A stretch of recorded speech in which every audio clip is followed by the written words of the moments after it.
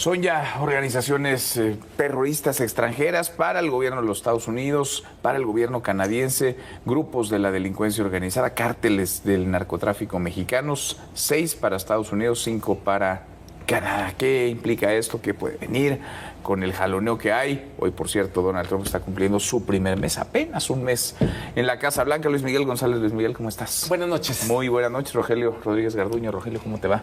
Bien, buenas noches. Alicia Salgado. Alicia. Muy buenas noches, Manuel. Buenas noches, ¿cómo estás? ¿Qué implica esto, Rogelio? ¿Qué implica el que se designe a organizaciones criminales mexicanas, en este caso, grupos terroristas, organizaciones terroristas extranjeras? Pues implica que tenemos de manera latente, ya a partir de este momento, la posibilidad de que Estados Unidos realice acciones en función de estos grupos designados, en primer lugar bajo la ley de naturalización y ciudadanía, y nacionalidad, perdón, de 1952, que esto es, cualquier grupo que represente un peligro para la seguridad nacional de los Estados Unidos puede ser considerado terrorista.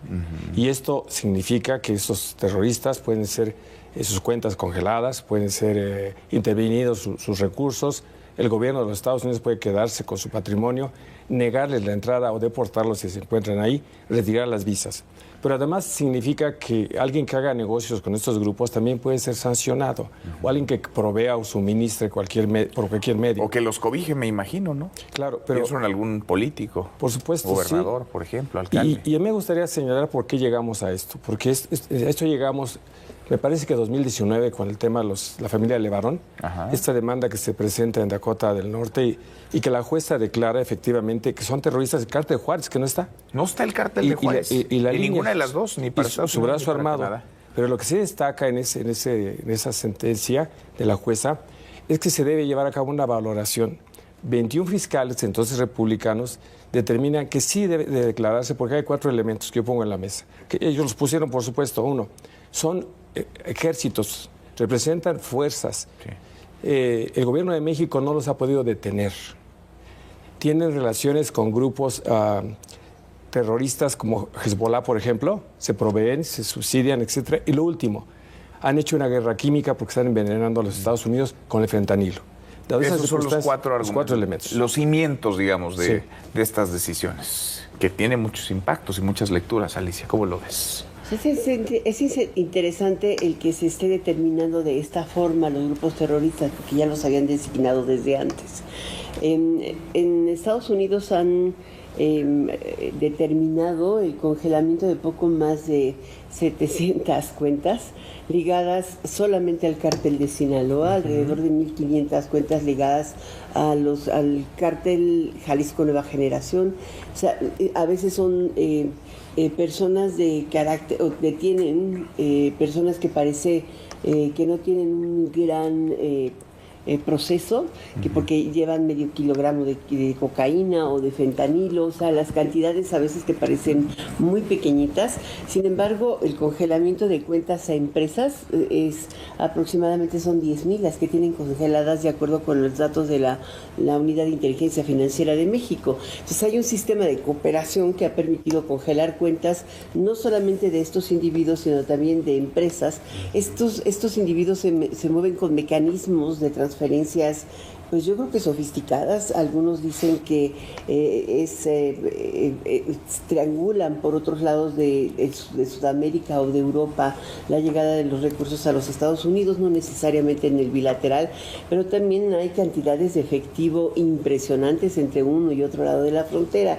Y la verdad es que yo creo que el gobierno de Estados Unidos ha sido también responsable, porque en gran medida algunas de las políticas que ha utilizado evitan que haya trazabilidad de los fondos, como el de-risking, ¿no? Que en su momento lo hemos discutido abiertamente.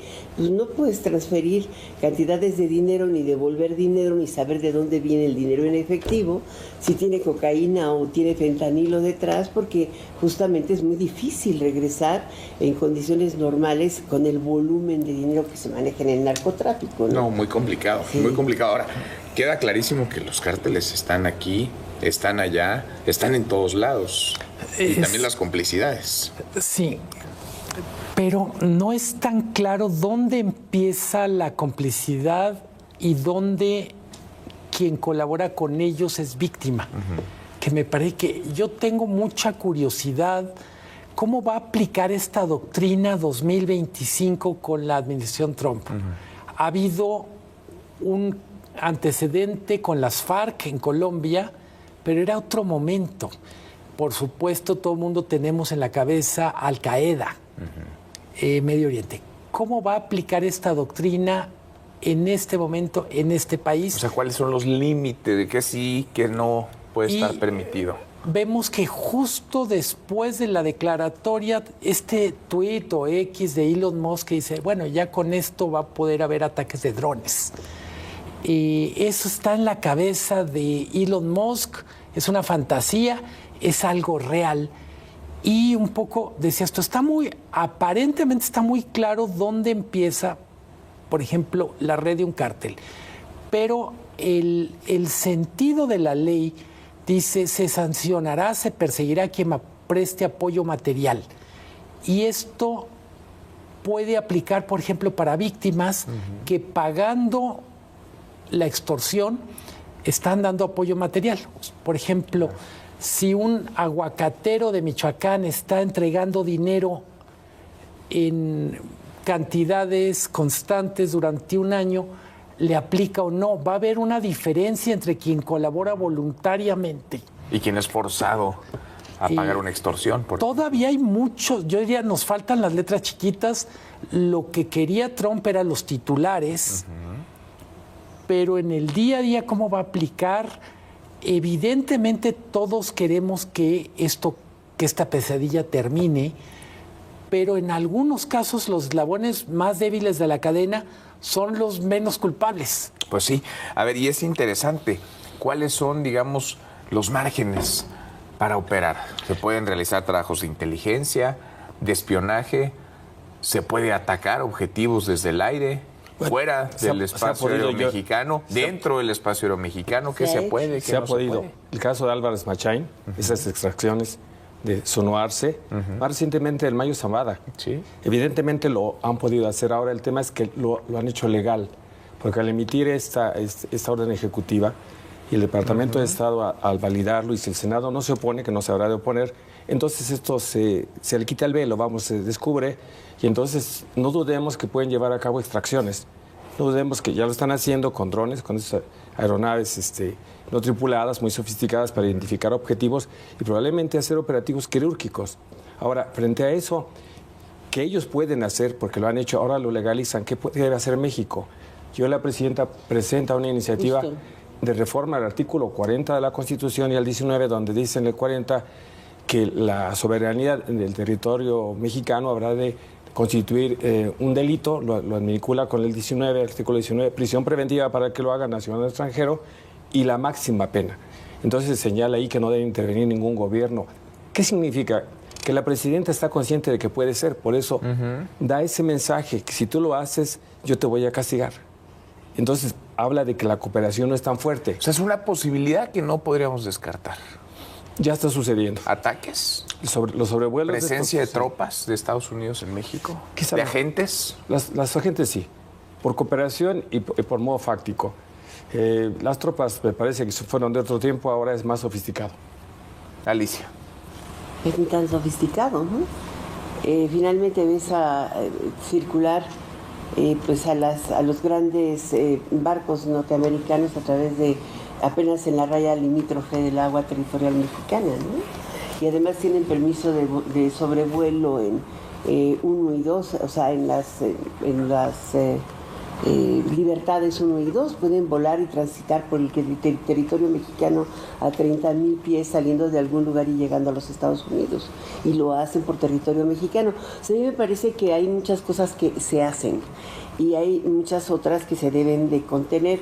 De verdad, la iniciativa de la presidenta me parece sorprendentemente buena, porque no teníamos esta alternativa en la Constitución, que dice, si tú intervienes, si tú haces algo en territorio nacional, estás violando mi soberanía.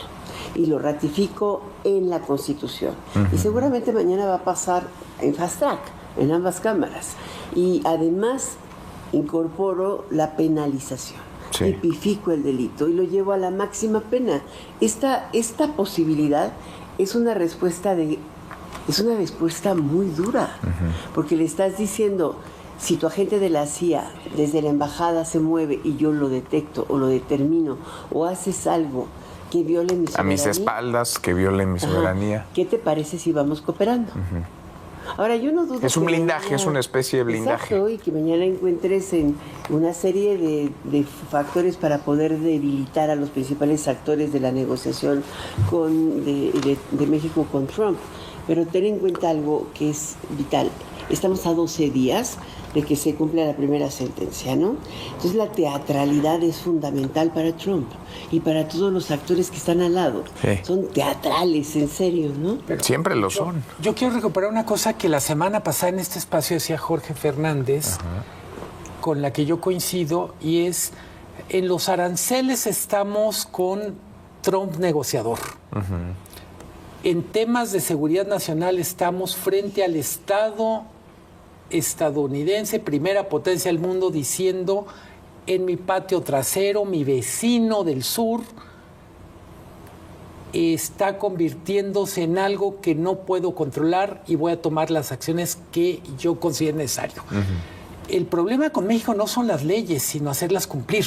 Yo quiero ver que detuvieran a un agente de la CIA y le digan: tienes 30 años de cárcel. Sí. Yo quiero ver qué pase. Lo manden al altiplano.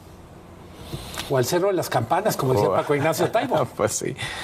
Pues sí, Me parece imagínate. absolutamente acertado lo que dices, porque finalmente es como las aeronaves. Las aeronaves efectivamente pueden sobrevolar.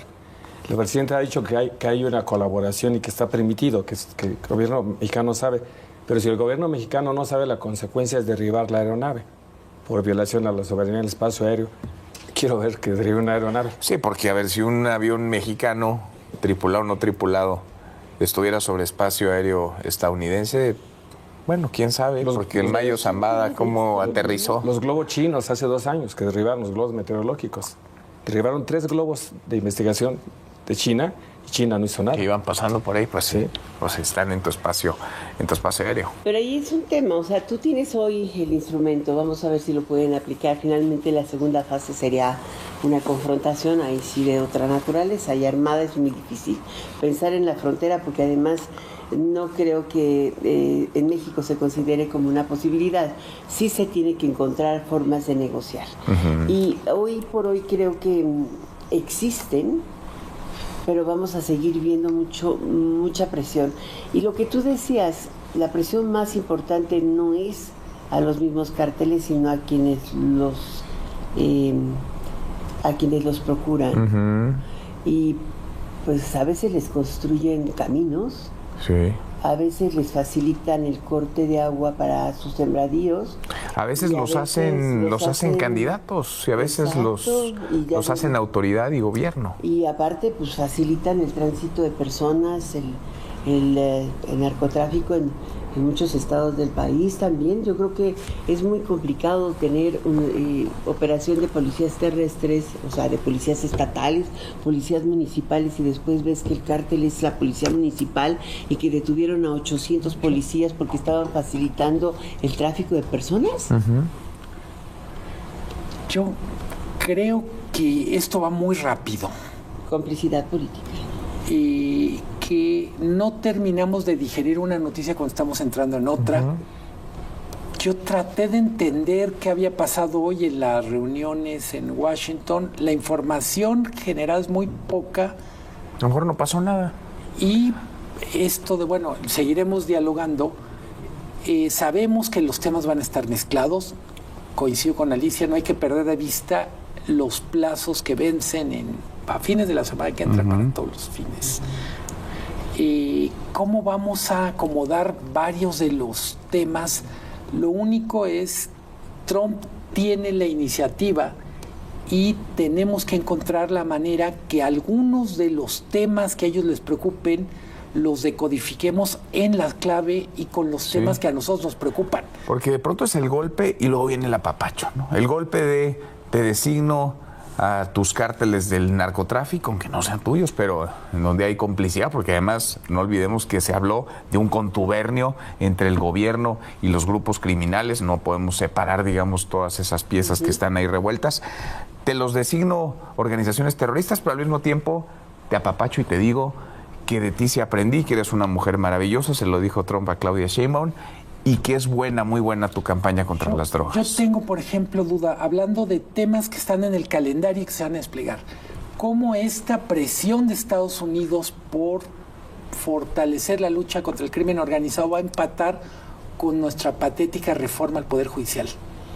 Sí, además. ¿En qué Queremos momento soberanía, se van a queremos el encontrar? derecho a juzgarlos. Claro. Y estamos haciendo todo lo posible por tener un sistema que cuando menos le va a tocar la curva de aprendizaje en el momento de mayor presión de Estados Unidos. Y dinamitando poder como el Poder Judicial. Y un tema que no quiero dejar fuera es que los grupos que ha designado como terroristas siguen operando. Al-Qaeda sigue con sus estructuras. En América Latina designaron a las FARC y a las al Ejército de Liberación Nacional, y en 2021 tenía una producción de cocaína menor a la que tiene ahora. Esto es, todos pensamos que algo nos habrá de beneficiar y que los norteamericanos se preocupan por aquellos, como en este caso México, donde están los terroristas. Las estadísticas dicen que no.